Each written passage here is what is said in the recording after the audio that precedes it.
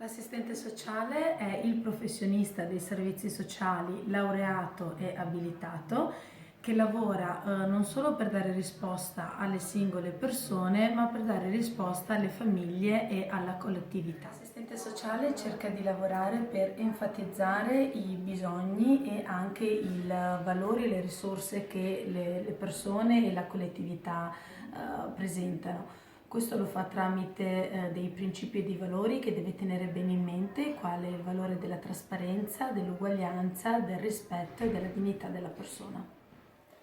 All'interno delle strutture residenziali per persone anziane, quindi nell'RSA, le assistenti sociali cercano di dare risposta non solo ai bisogni della persona, della diretta interessata, ma anche della famiglia.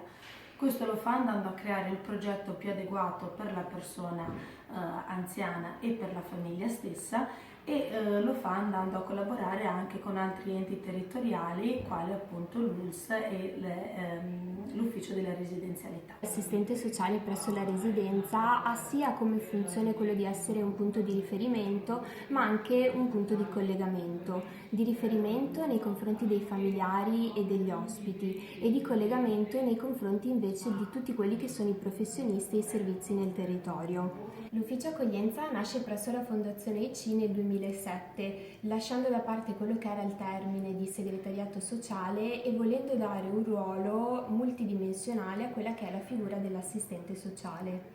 Accogliere deriva infatti dal latino ad colligere, che significa cogliere, raccogliere. In questo caso cogliere e raccogliere indicano quell'ascolto empatico di tutti i bisogni delle persone che chiamano e che si rivolgono al nostro servizio.